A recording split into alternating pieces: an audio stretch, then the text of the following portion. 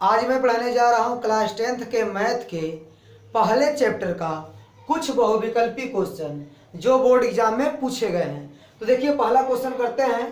Question में कहा गया है कि किन्हीं धनात्मक पूर्णांकों a और 3 के लिए स्मॉल a और 3 के लिए अद्वितीय पूर्णांक q और r स्मॉल q और स्मॉल r इस प्रकार विद्यमान है कि a बराबर बी क्यू प्लस आर, जहां r संतुष्ट करेगा। देखिए इसको संतुष्ट करता है कि इसको संतुष्ट करता है कि इसको कि इसको, मतलब r का मान क्या हो सकता है। ठीक है, देखिए a और 3 दो संख्याएं हैं।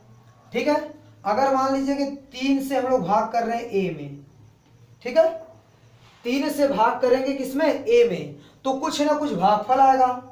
माना भागफल क्या आ गया, q स्मॉल q, और कुछ स्टेप करने के बाद लास्ट में क्या मिलेगा हमको, शेषफल, यह मिल गया r। ठीक है, तो हम लोग क्या लिख सकते हैं इसको, a बराबर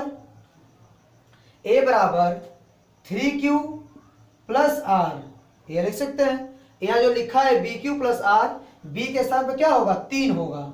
ठीक है, तो हमसे यह पूछा गया है कि r का मान क्या हो सकता है। देखिए अगर आप 3 से भाग दे रहे हैं, किससे भाग दे रहे हैं, 3 से, तो 3 से भाग देंगे तो जो शेषफल है वो कभी 3 नहीं आएगा, क्योंकि 3 अगर आएगा, देखिए 3 से अगर भाग कर रहे हैं, यहाँ पर 3 आएगा तो भाग एक बार और जाएगी और कट जाएगा 3 अगर 3। ठीक है, तो शेषफल कभी 3 नहीं आएगा। शेषफल हमेशा जिससे हम लोग भाग देते हैं उससे शेषफल हमेशा क्या आता है, कम आता है। यानी जो यहाँ पर r का मान है वो हमेशा क्या होगा, जिससे भाग दिया जा रहा है उससे कम आएगा। यानी r का मान हमेशा क्या आएगा, r का जो मान है वो हमेशा 3 से कम आएगा। ठीक है, देखिए इसमें बोला गया 3 के बराबर आएगा, तो d वाला तो बिल्कुल नहीं सही होगा। ठीक है, r का मान क्या आना चाहिए, 3 से कम। और क्या आ सकता है, जब 3 से भाग देंगे तो 0 भी आ सकता है या 0 से बड़ा भी आ सकता है। तो जब 3 से आप भाग कर रहे हैं तो r का मान 0 आएगा, 0 से बड़ा, लेकिन 3 से क्या आएगा, छोटा। तो a वाला ऑप्शन आपको दिखेगा a। ठीक है, तो a वाला ऑप्शन इसमें सही होगा। इसमें क्या बोला है, 1 से बड़ा, जबकि 3 से भाग देते हैं 0 भी आ सकता है। ठीक है, तो a गलत हो जाएगा। और ये बोला 0 से बड़ा, देखिए r का मान क्या आएगा, ये बोल रहा है कि 0 से बड़ा आएगा, लेकिन r का मान 0 भी आ सकता है, क्योंकि कोई संख्या मान लीजिए अगर 6 है, ठीक है 6 में भाग कर दीजिए 3 से, 3 दूनी 6, तो शेषफल क्या आ जाएगा, 0। तो शेषफल 0 भी आ सकता है। इसने बोला 0 नहीं आएगा, 0 से बड़ा आएगा, तो ए भी गलत है। तो ऑप्शन नंबर ए वाला क्या है, सही है। इस प्रकार पहला क्वेश्चन लग जाएगा। ठीक है, और दूसरे में क्या बोल रहा है, किसी पूर्णांक स्मॉल m के लिए प्रत्येक धनात्मक सम पूर्णांक का रूप होगा। ठीक है, यह भी क्वेश्चन बोर्ड एग्जाम में पूछा गया है। ठीक है, मैं यहाँ लिखा हूँ कि 2019 में पूछा गया है, और ये वाला क्वेश्चन 2012 और 13 में पूछा गया है। ठीक है, तो इसमें क्या लिखा है, किसी पूर्णांक m के लिए प्रत्येक धनात्मक सम पूर्णांक का रूप होगा। धनात्मक सम पूर्णांक, देखिए तो यहाँ ऑप्शन नंबर सी सही हो जाएगा। ए वाला क्यों नहीं सही होगा, क्योंकि m लिखा है, m का मान 1 भी हो सकता है, 2 भी हो सकता है, 3 भी हो सकता है, 4 भी हो सकता है, तो इसमें विषम भी आ जाएगा, तो ए वाला नहीं सही होगा। और बी वाला भी नहीं सही होगा, क्यों, क्योंकि यदि m का मान आप 1 ले लीजिए, m का मान क्या ले लीजिए 1, तो m प्लस 1 का मान क्या आ सकता है, देखिए यहाँ रख के देखिए, m का मान जब 1 रखेंगे तो 1 प्लस 1 तो क्या आ जाएगा, 2। ठीक है, और देखिए यहाँ पर अगर m का मान 2 रखेंगे, यहाँ 2 रखिए m के स्थान पर। ठीक है, ऐसे सीखिए, इसे देखिए m प्लस 1। ठीक है, यहाँ m का मान यदि 1 रखेंगे तो 1 प्लस 1 बराबर क्या आएगा, 2। यदि m का मान 2 रखिए, 2 प्लस 1 बराबर क्या आएगा, 3। तो यहाँ सम भी मिल रहा है, विषम भी मिल रहा है, लेकिन उसने बोला धनात्मक सम पूर्णांक का रूप होगा, तो इसमें देखिए सम विषम दोनों आ रहा है, इसलिए यह नहीं होगा और यह भी नहीं होगा। क्यों, डी वाला क्यों नहीं होगा, क्योंकि 2m प्लस 1, यहाँ पर आप m का मान 1 रखिए, तो जब 1 रखेंगे तो 2 गुणे 1 प्लस 1 तो कितना आएगा, 3 आ जाएगा, तो विषम भी आ जा रहा है। और यहाँ अगर, ठीक है यहाँ विषम आ जाएगा, सम नहीं मिलेगा आपको, तो ये भी नहीं होगा। और ये क्या होगा, सी वाला ऑप्शन सही होगा। क्यों, क्योंकि अगर 2m बराबर, देखिए m का मान कुछ भी रखिए, अगर m का मान 1 रखेंगे तो 1 गुणे 2 क्या मिल जाएगा, 2 मिल जाएगा। और m का मान 2 रखिए तो 2 गुणे 2 यानी 4 मिल जाएगा। m का मान 3 रखिए, 2 गुणे 3 तो कितना आएगा, 6। तो इसमें हमेशा क्या मिलेगा, सम मिलेगा। तो m का मान कोई पूर्णांक जब रखेंगे तो यह जो 2m है वह हमेशा क्या आएगा, एक सम संख्या आएगा, इसलिए ऑप्शन नंबर सी क्या है, सही है। तो दूसरे क्वेश्चन में ऑप्शन नंबर सी क्या है, सही है। अब देखिए बोला हर के 2 की पावर n गुणे 5 की पावर n के रूप के आधार पर ज्ञात कीजिए कि 1458 बटे 1250 1458 बटे 1250 का दशमलव प्रसार कितने स्थानों तक होगा। देखिए पहले इसमें क्या कीजिए, 1250 को 1250 का गुणनखंड कर दीजिए। 1250 2 से भाग करेंगे, 2 छक्का 12 और कितना आएगा, 2 दूनी 4 और 2 पचे 10, ठीक है। फिर 2 से भाग कर दीजिए, 2 से तो भाग नहीं होगा, अब 5 से भाग कर दीजिए, ठीक है।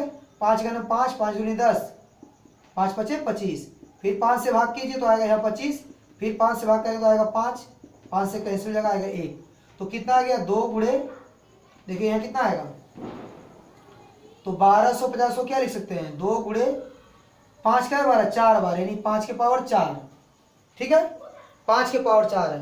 तो इसको दशमलव के रूप में बदलेंगे, ठीक है। अब देखिए कैसे बदलेंगे इसको, यह कितना है 1458 बटे 1250, तो इसको हम लिख सकते हैं 1458 बटे, देखिए 1250 को लिख सकते हैं क्या, 2 गुणे 5 की पावर 4, ठीक है। अब इसको कैसे करेंगे, देखिए यह लिख देते हैं, ठीक है। एक क्वेश्चन 2020 में पूछा गया, ठीक है। अब देखिए इसको और क्या कर सकते हैं, देखिए 2 यहाँ कितना है, यहाँ 2 की पावर 1 और यहाँ 5 की पावर 4, तो 5 की पावर 4 है तो 2 की पावर भी 4 बनाना पड़ेगा। तो देखिए यहाँ 2 की पावर 1 है तो आप 2 की पावर 3 से ऊपर नीचे गुणा कर दीजिए, तो यह कितना आ जाएगा 1458 गुणे 2 की पावर 3 कितना हो जाएगा 8 बटे, अब देखिए 2 की पावर 3 2 की पावर 1 मिलकर 2 की पावर 4 हो जाएगा, 2 की पावर 4 और यह कितना है 5 की पावर 4, ठीक है। अब इसको हल कीजिए, अब देखिए 1458 में 8 का गुणा कर दीजिए, ठीक है। 8 का गुणा इसमें कीजिए, 8 बटे 64, ठीक है। फिर 8 पचे 40, 40 6 46, 46 के 6 हासिल लगा 4 का, फिर 8 पचे नहीं 8 चौक को 32, 32 4 36, 36 के 6 हासिल लगा 3 का, 8 का नाम 8, 8 3 11, इतना आ गया बटे। अब देखिए इसको लिख सकते हैं 2 गुणे 5 पूरे की पावर एक साथ ले लीजिए 4, ठीक है। ये हो गया 1 1 6 6 4 बटे, ये 2 पचे 10 हो जाएगा और 10 की पावर 4 मतलब 4 जीरो बढ़ा दीजिए, 1 1 2 3 4, तो 4 जीरो लगेगा। अब यदि आप भाग करते हैं तो देखिए अगर आप भाग करेंगे तो पीछे से गिन के देखिए कितना जीरो है, 4 जीरो है, तो पीछे से गिन के 4 अंक पर दशमलव लगा सकते हैं, ठीक है। तो कितना आएगा, देखिए इसको पहले लिख लेते हैं। अब देखिए यहां से गिनेंगे 1 2 3 4 यहाँ पर, ठीक है। तो दशमलव के बाद कितने अंक हैं, 4 अंक हैं, तो ऑप्शन नंबर डी सही हो जाएगा। अब देखिए क्वेश्चन नंबर 4 करते हैं। चौथे क्वेश्चन में दिया गया है कि यदि 65 और 117 के HCF को 65 m माइनस 117 के रूप में व्यक्त किया जाता है तो m का मान है, इन चारों में से कौन सा m का मान होगा, यह हमको बताना है। तो देखिए पहले हम लोग 65 और 117 का HCF निकाल लेते हैं, ठीक है। देखिए इधर ही कर लेते हैं, ठीक है। तो 65 और 117 का HCF ज्ञात करना है, तो पहले 65 से 117 में भाग कर दीजिए, भाग विधि से ज्ञात कर ले, ठीक है। तो 65 से भाग कीजिए तो एक बार जाएगा तो आएगा कितना 65, और यहाँ कितना आ जाएगा 2 और यहाँ कितना आ जाएगा 5। अब यहाँ हो गया 52, अब 65 को यहाँ उतार लीजिए, ठीक है। अब 52 से भाग कर दीजिए 65 में तो एक बार जाएगा, ये हो जाएगा 52 और यहाँ कितना बचेगा, यहाँ हो गया 3 और यहाँ 6 से 5 जाएगा तो 1। अब 13 से भाग कर दीजिए 52 में, 13 चौक को 52, ठीक है। शेषफल 0 आ गया, तो जो अंतिम भाजक है, ठीक है, वही आपका हो जाएगा HCF।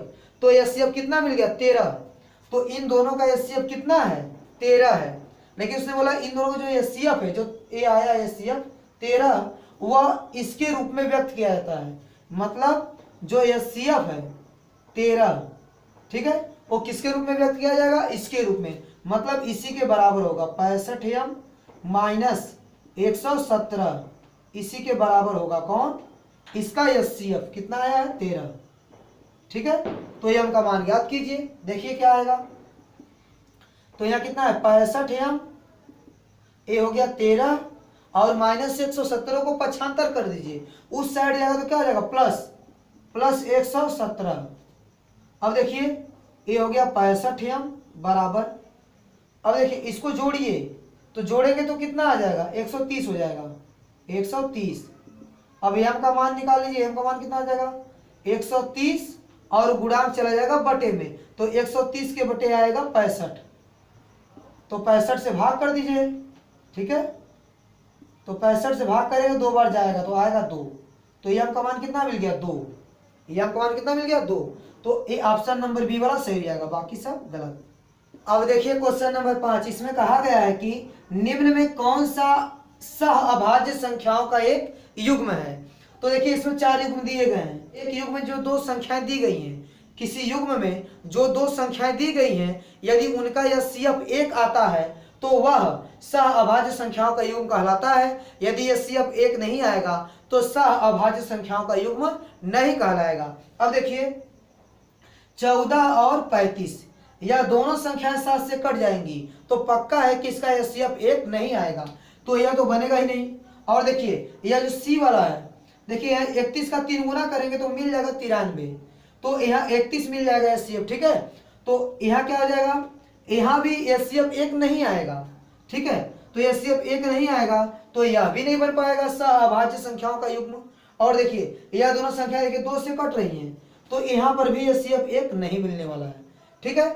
अब देखिए यहाँ इसका देख लीजिए 18 और 25 का, तो 18 का अगर गुणनखंड कीजिए तो कितना आएगा 2 3 6 त्रिक 18, ठीक है। और 25 का कितना आ जाएगा 5 गुणे 5।